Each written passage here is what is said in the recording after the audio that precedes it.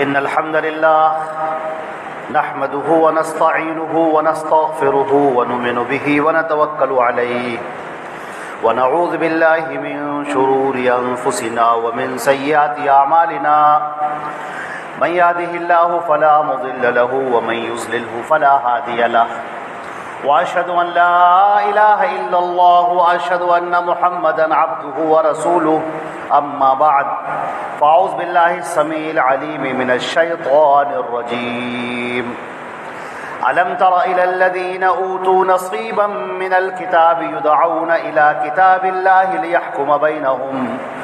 ليحكم بينهم ثم يتولى فريق منهم وهم معرضون ذلك بأنهم قالوا لن تمسنا النار إلا أياما معدودات وغرهم في دينهم ما كانوا يفترون فكيف إذا جمعناهم ليوم لا ريب فيه ووفيت كل نفس ما كسبت وهم لا يظلمون قل اللهم مالك الملك تؤتي الملك من تشاء وتنزع الملك ممن تشاء وتعز من تشاء وتذل من تشاء بيدك الخير إنك على كل شيء قدير تولج الليل في النهار وتولج النهار في الليل وتخرج الحي من الميت وتخرج الميت من الحي وترزق من تشاء بغیر حساب۔ تمام تعریفیں اللہ رب العزت کے لیے ہیں جو ہمارا خالق و مالک ہے، آسمانوں اور زمین کا پیدا کرنے والا اور کل کائنات کا تنہا پالنہار ہے، جو وحدہ لا شریک لہ ہے، مستوی عرش ہے، ہر ایک پر قادر ہے، عالم الغیب ہے، العلی المتعال ہے، صفات الرحمن الرحیم سے متصف ہے، رؤوف الرحیم ہے۔ اللہ کی حمد و ثنا کے بعد درود اور سلام ہو آخری پیغمبر خاتم النبیین سید الاولین والآخرین حضرت محمد مصطفیٰ صلی اللہ علیہ وسلم پر۔ اللہ نے جن پر شریعت کو مکمل کر دیا، دین اسلام کو نازل فرما دیا، اور اللہ نے فرمایا الیوم اکملت لکم دینکم واتممت علیکم نعمتی ورضیت لکم الاسلام دینا، آج کے دن میں نے تمہارا دین مکمل کر دیا اور اپنی نعمت تم پر تمام کر دی، اور میں تمہارے لیے دین اسلام سے راضی ہو گیا۔ اللہ رب العزت نے فرمایا ومن یبتغی غیر الاسلام دینا فلن یقبل منہ وَهُوَ فِي الْآخِرَةِ مِنَ الْخَاسِرِينَ۔ اب اگر کوئی دین اسلام کو چھوڑ کر کوئی اور دین اور کوئی اور طریقہ اختیار کرے گا تو وہ آخرت میں قابل قبول نہ ہوگا، اور آخرت میں وہ خسارہ اٹھانے والوں میں سے ہوگا۔ اللہ کی رحمتیں ہوں، برکتیں ہوں تمام صحابہ کرام اور صحابیات پر، محدثین و محدثات پر، کل مومنین اور مومنات پر۔ حضرات گرامی، آج کے خطبہ جمعہ کے لیے میں نے سورہ آل عمران کی چند آیات کا انتخاب کیا ہے۔ آیت نمبر 23 سے شروع ہوتی ہے گفتگو اور آگے تک جاتی ہے۔ اللہ رب العزت نے ارشاد فرمایا اعوذ باللہ من الشیطان الرجیم الم تر الی الذین اوتوا نصیبا من الکتاب، کیا تم نے دیکھا نہیں ان لوگوں کو جن کو کتاب کا کچھ حصہ دیا گیا تھا، یدعون الی کتاب اللہ لیحکم بینہم، اور ان کو بلایا جاتا تھا اللہ کی کتاب کی طرف کہ وہ اس کو نافذ کریں، اس کے ذریعے سے فیصلے کریں۔ ثم یتولی فریق منہم، مگر تم دیکھو گے کہ ان میں کے کچھ لوگ، ایک گروہ پورا کا پورا، وہ اس سے منہ پھیر لیتا تھا، وہم معرضون، اور سب کے سب چہرہ پھیر کر اس سے بھاگ کھڑے ہوئے، اس سے دور ہو گئے۔ ذالک، اور اس کی وجہ کچھ یہ بھی رہی، بِأَنَّهُمْ قَالُوا، ان لوگوں نے یوں کہا، یہ گمان رکھا، یہ خیال کیا، لَن تَمَسَّنَا النَّارُ إِلَّا أَيَّامًا مَعْدُودَاتٍ، آگ جہنم کی تو ہمیں چھو ہی نہیں سکتی، اور اگر چھوئے گی بھی تو بس چند دنوں کے لیے چھوئے۔ وغرہم، اور ان کو دھوکے میں ڈال دیا اس چیز نے جو انہوں نے اپنے دین میں گڑھ لیا تھا، اور ان کو دھوکے میں ڈال دیا اس چیز نے جو انہوں نے اپنے دین میں گڑھ لیا تھا۔ پھر کیا حال ہوگا جب ہم ان سب کو جمع کریں گے اس دن جس دن میں کوئی شک نہیں ہے، وہ دن آ کر رہے گا، اور ہر ایک کو جو بھی اس نے کیا ہے اس کا پورا پورا بدلہ دیا جائے گا، اور کسی پر وَهُمْ لَا يُظْلَمُونَ، اور کسی پر کوئی ظلم نہ کیا جائے گا۔ آپ کہہ دیجئے اے شہنشاہوں کے شہنشاہ، تو جسے چاہتا ہے حکومت دیتا ہے اور جس سے چاہتا ہے حکومت چھین لیتا ہے، تو جسے چاہتا ہے عزت دیتا ہے اور جسے چاہتا ہے تو ذلت دیتا ہے، ہر خیر سب تیرے ہاتھوں میں ہے، اور اے پروردگار تو ہر شے پر قادر ہے۔ تو رات کو دن میں داخل کرتا ہے اور دن کو رات میں داخل کرتا ہے، زندہ سے مردہ نکالتا ہے، مردے سے زندہ نکالتا ہے، اور جس کو تو چاہتا ہے بلا حساب خوب رزق عطا فرماتا ہے۔ یہ گفتگو آیت نمبر 27 تک ہوئی ہے، 23 سے 23، 24، 25، 26 اور 27، اور حقیقت میں یہ پورا مضمون بیان کر دیا گیا ہے۔ یہ مدنی آیت ہے، یہ مدنی سورہ ہے، سورہ آل عمران، اور یہ وہ دور ہے کہ جب مسلمان مکے سے ہجرت کر کے مدینے کے اندر جا چکے ہیں، اور مدینے کے اندر اللہ رب العزت نے اب ان کو طاقت اور قوت پہنچا دی، امن و امان عطا کر دیا، اگرچہ وہ دشمنوں سے وہاں بھی گھرے ہوئے ہیں اور دشمنوں کی تلواروں کے سائے میں ہیں، لیکن اللہ رب العزت نے وہ امان عطا کر دیا، وہ امن اور دلوں کا سکون عطا کر دیا کہ اب کوئی بھی ان پر حملہ کرنے سے پہلے سوچتا ہے۔ ایسے موقع پر اللہ نے احکامات نازل کرنے شروع کیے۔ مدنی جو صورتیں ہیں اس کے اندر احکامات نازل کرنے شروع کیے، جیسے نماز کا حکم، روزے کا حکم، زکوٰۃ کا حکم، حج کا حکم، وراثت کا حکم، شادی بیاہ کا قانون، نکاح کے قانون، یہ ساری چیزیں اللہ رب العزت نے نازل فرمائی۔ یہ دین اسلام، اور یہ جو حصہ ہے دو حصے ہیں، ایک ہے ایمان اور ایک ہے عمل۔ ایک کا تعلق ہے عقیدے سے اور ایک کا تعلق ہے عمل سے۔ مکی کی جو زندگی ہے، جو مکی صورتیں ہیں، اس پر عقائد پر زور ہے اور اس کے بعد عمل پر زور ہے۔ تو ہماری زندگی کے دو حصے ہوئے، ایک حصے کا تعلق اعتقاد سے ہے، عقیدے سے ہے، اور ایک حصے کا تعلق عمل سے ہے۔ اور سب سے پہلے کیا چیز نازل ہوئی؟ اعتقاد، عقیدہ۔ پہلے عقیدہ، اب عقیدہ درست ہو، ایمانیات درست ہو جائے، ایمان مضبوط ہو جائے، صحیح رخ پر ایمان آ جائے، کن چیزوں پر ایمان رکھنا ہے اور کیسے ایمان لانا ہے، کون سی باتوں پر ہم کو ایمان رکھنا ہے، لوگوں کے بنائے ہوئے نظریات نہیں، لوگوں کے بنائے ہوئے خیالات نہیں، اللہ کا اتارا ہوا عقیدہ، محمد مصطفیٰ صلی اللہ علیہ وسلم کا بیان کیا ہوا عقیدہ۔ یہ ہمیں پہلے تو اپنے عقیدے کو درست کرنا، اپنے ذہن کو، اپنے دل کو بالکل درست کرنا، اور اب جب اللہ نے احکامات دینے شروع کیے، ان عقیدے کے درست ہونے کے بعد جب احکامات دینے اللہ نے شروع کیے، تو احکامات دیتے ہوئے احکامات چلے آ رہے ہیں، اور ابھی تفصیل سے احکامات کا ذکر ہونا ہے، اس سورہ میں بھی، سورہ مائدہ میں بھی، اور سورہ آگے بھی۔ اب اللہ نے یہاں پر رک کر ایک بات کہی، یہ جو ٹھہر کر ایک بات کہی گئی اور پورے مسلمانوں سے خطاب کر کے بات کہی گئی، وہ بڑی اہم بات ہے۔ وہ بات کیا کہی گئی؟ اے نبی، کیا تم نے دیکھا نہیں ان لوگوں کو جن کو کتاب کا حصہ دیا گیا تھا؟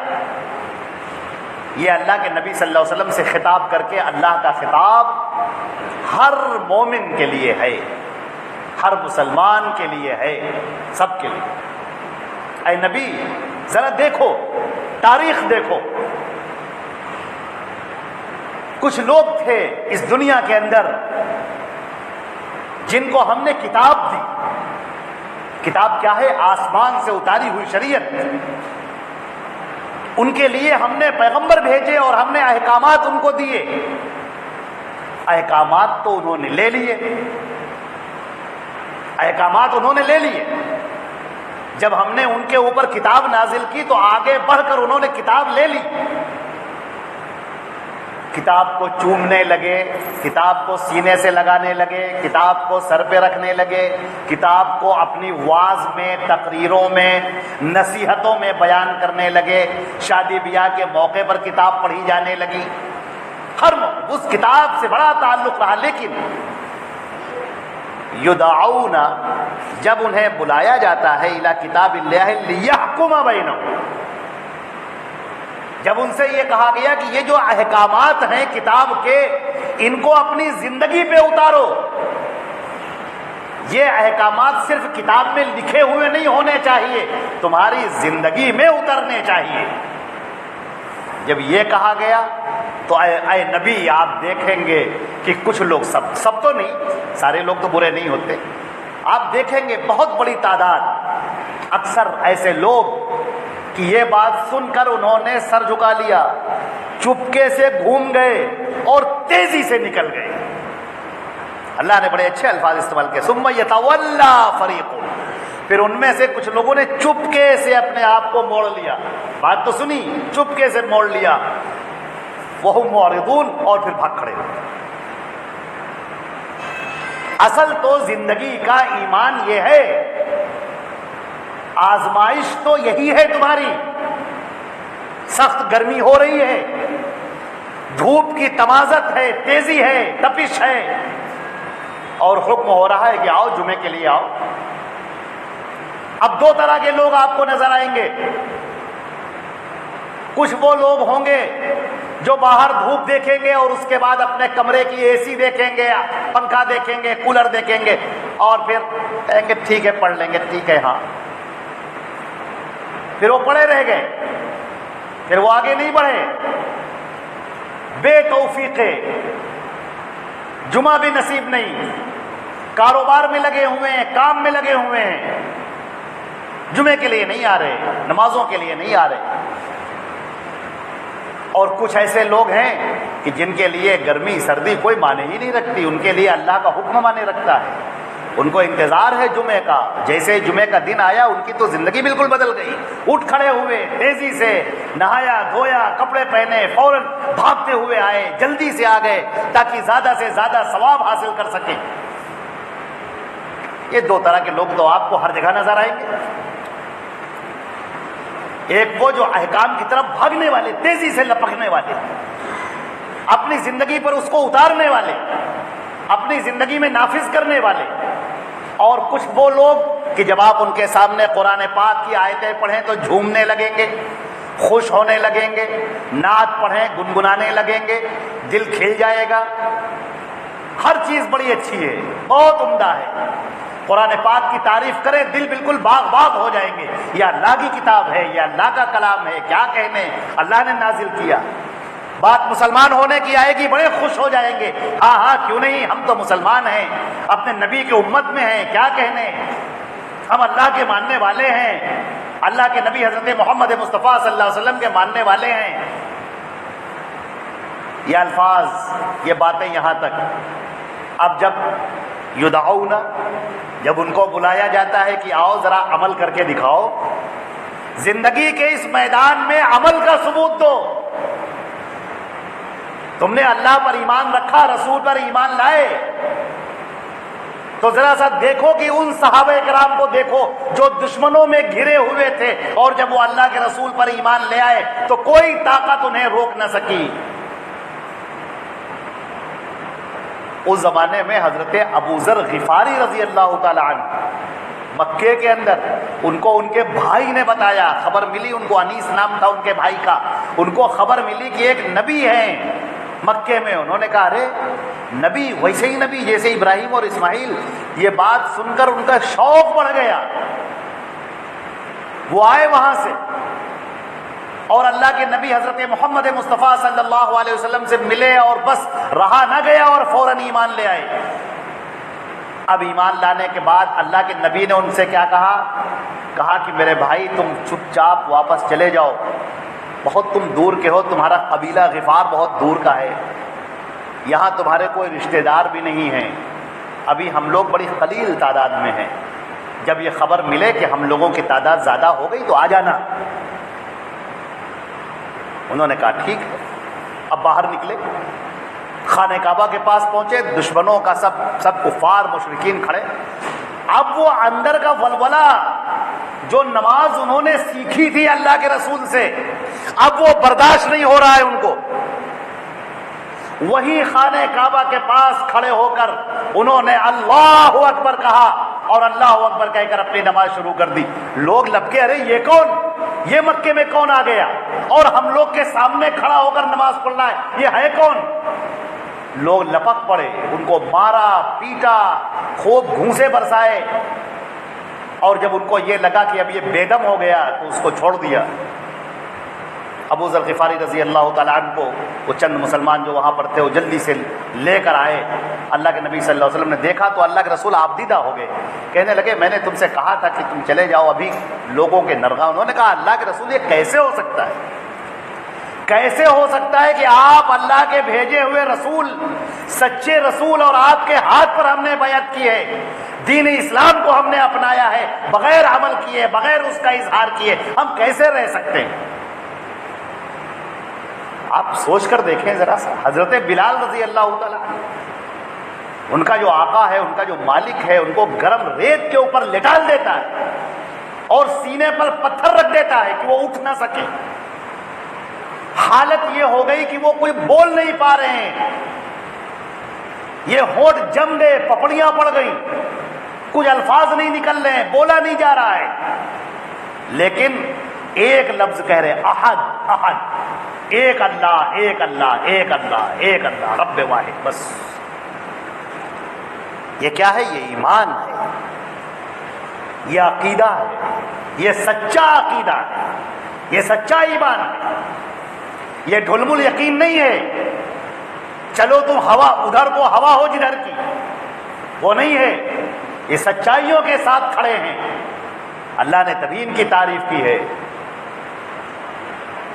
فَإِنْ آمَنُوا بِمِثْلِ مَا آمَنْتُمْ بِهِ، اگر یہ لوگ ایمان لاتے ہیں جیسے صحابہ تم ایمان لے کر آئے ہو ویسے ہی اگر ایمان لاتے ہیں فَقَدْ اهْتَدَوْا، تو یہ ہدایت کا راستہ پا لیں گے۔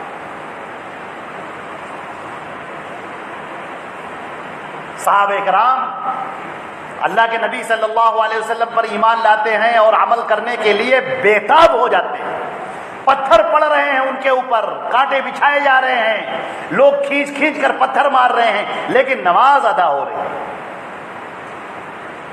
اس وقت یہی ایک حکم تھا نماز کا، باقی احکامات تو مدینے کے اندر آئے ہیں دھیرے دھیرے، وہ بھی نماز وہاں پر فرض نہیں کی گئی، نماز فرض مدینے میں کی گئی ہے، مکے میں نماز فرض نہیں تھی، لیکن اللہ کے رسول نماز پڑھ رہے ہیں تو سارے صحابہ نماز پڑھ رہے ہیں۔ روزہ فرض نہیں کیا گیا تھا، اللہ کے رسول روزہ رکھ رہے ہیں تو سارے صحابہ روزہ رکھ رہے ہیں۔ اگر ہم آپ سے یہ کہیں کہ فرض تو مدینے میں ہے، لیکن اللہ کے رسول کا یہ طریقہ، یہ سنت، وہ ایک انچ ہٹنے کے لیے تیار نہیں اللہ کے نبی کے طریقے سے۔ ان کے نزدیک کیا فرض اور کیا سنت سب برابر ہے، وہ اسی طرح سے سنت پر عمل کرتے ہیں جیسے فرض پر عمل کرتے ہیں۔ دل ان کے بےتاب ہیں سننے کے لیے کہ اللہ کے رسول آپ حکم بتا دیجئے بس۔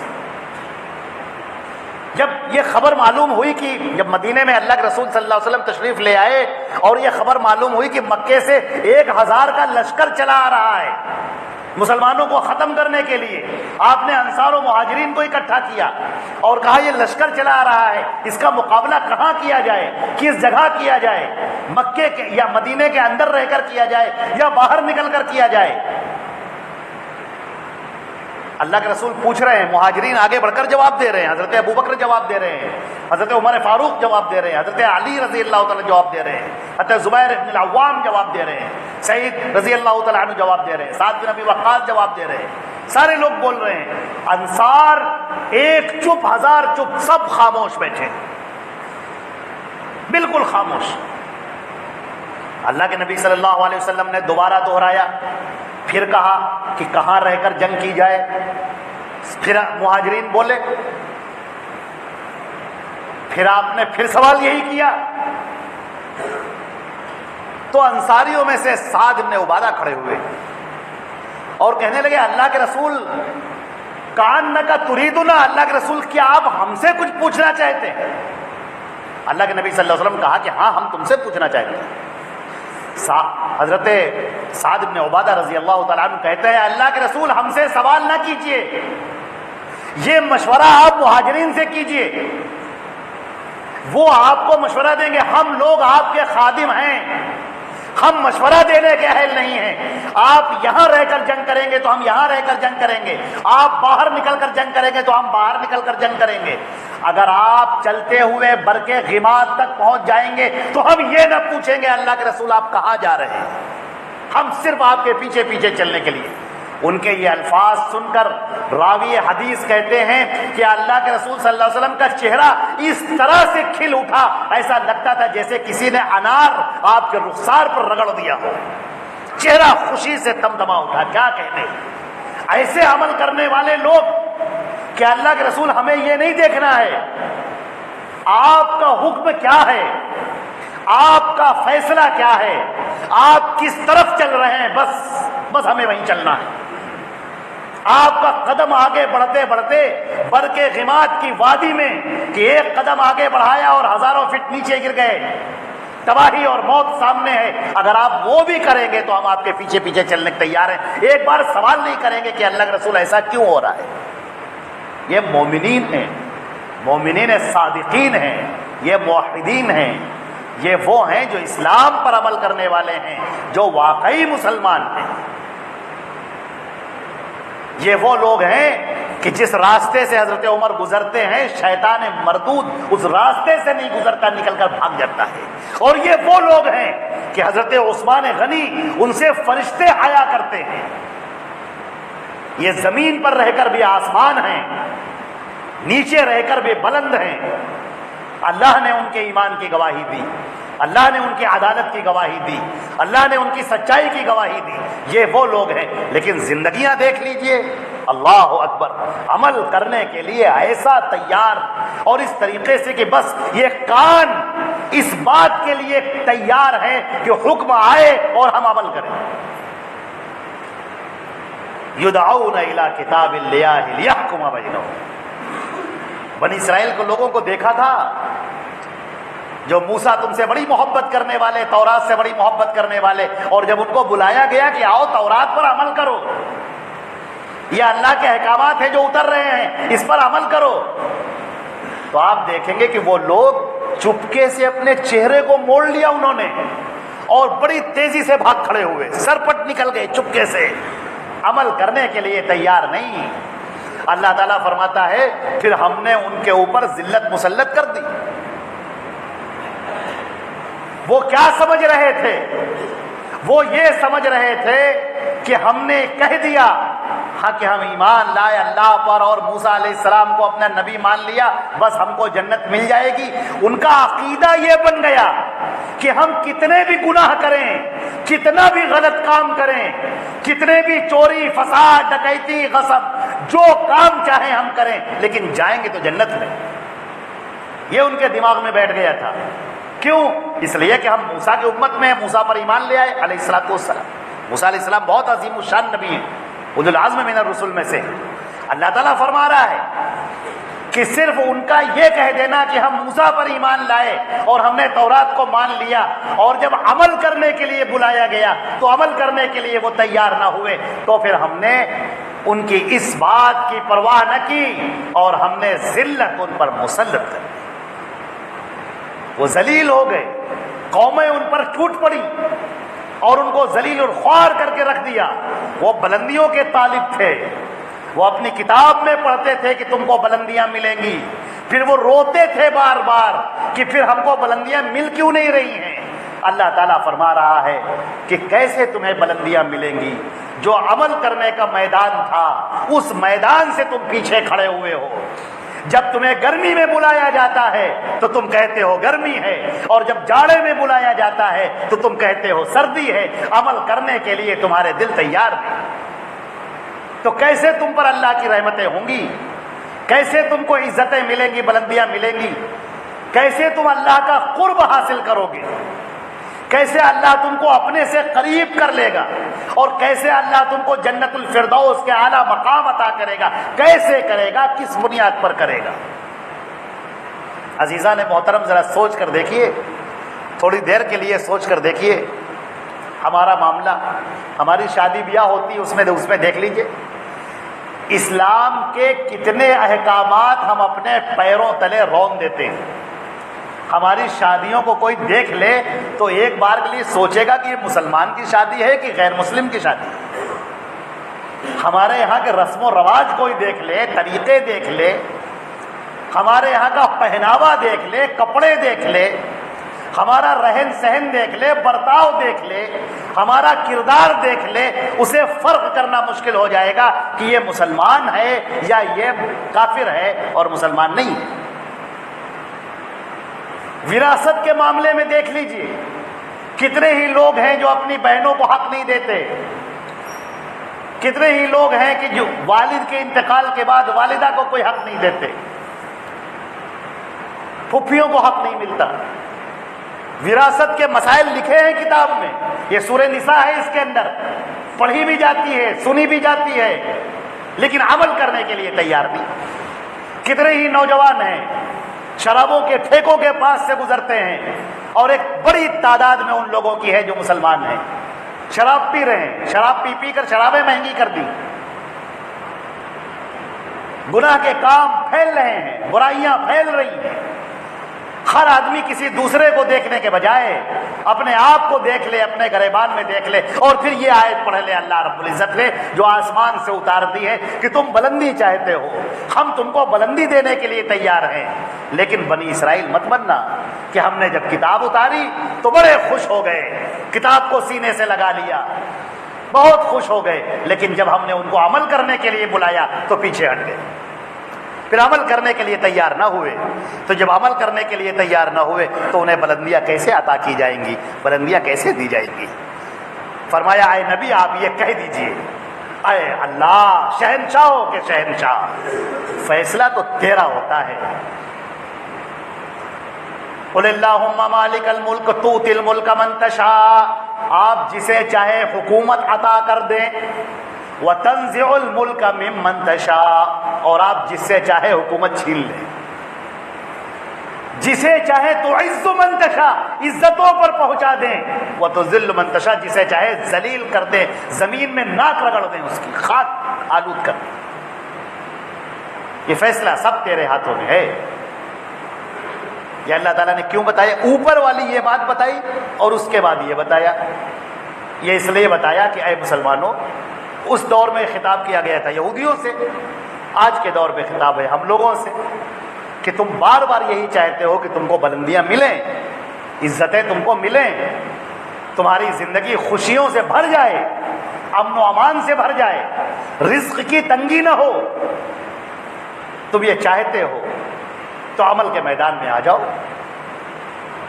یا ایھا الذین آمنوا اتقوا اللہ حق تقاتہ ولا تموتن الا وانتم مسلمون، اے ایمان والو اللہ سے ڈرو جیسا کہ ڈرنے کا حق ہے، اور تمہاری موت جب آئے تو حالت ایمان میں موت آئے۔ اللہ رب العزت ہم کو اور آپ کو عمل کرنے کی توفیق عطا فرمائے۔ قرآن پاک یقیناً ہمارے ہر مرض کی دوا ہے، ہر سوال کا جواب ہے۔ اللہ نے فرمایا وَفِيهِ ذِكْرُكُمْ أَفَلَا تَعْقِلُونَ، اس کے اندر تمہارا اپنا تذکرہ موجود ہے مگر تم سمجھتے نہیں۔ آج ہم قرآن پاک سے بھی دور ہیں، اللہ کے رسول کی حدیثوں سے بھی دور ہیں، اسلام پر عمل کرنے سے بھی دور ہیں، اور اللہ رب العزت ہم سب کو معاف کرے، کہیں وہی حال تو ہمارا نہیں ہو گیا ہے جو ابھی بنی اسرائیل کے اس سورہ آل عمران کی آیت نمبر 23 کے اندر بیان کیا گیا کہ وہ ایک خیال یہ کرتے ہیں کہ ہم کچھ بھی گناہ کر لیں، چاہے جو کچھ کر لیں، مریں گے تو سیدھے جنت جائیں گے۔ کہیں ایسا تو نہیں کہ یہی ہمارا بھی خیال ہے؟ کہیں ایسا تو نہیں کہ ہم کو ہمارے دل سے خوف نکل چکا ہے کہ ہم چاہے جو کچھ کریں، کسی کا حق ڈکار جائیں، کسی پر جھوٹی تہمت لگا دیں، غلط کام کرتے رہیں، اور عقیدہ اور یقین یہ ہے نہیں سیدھے مریں گے تو جہنم میں کہاں جائیں گے، ہم کہاں جہنم میں جائیں گے، جہنم میں تو وہ جائیں گے، فلا جائیں گے، ہم کہاں جائیں گے جہنم میں۔ اللہ اکبر۔ اللہ تعالی ہم کو اور آپ کو بنی اسرائیل کی ان سوچ جیسی سوچ سے محفوظ فرمائے۔ اللہ تعالی ہم پر اپنا فضل فرمائے، نیکیوں کی توفیق عطا فرمائے، گناہوں سے دور فرمائے۔ اللہ تعالی ہمارے لیے خیر کے فیصلے فرمائے، اس پورے ملک ہندوستان کے لیے خاص طور سے خیر کے اور امن و امان کے اور برکتوں کے فیصلے فرمائے۔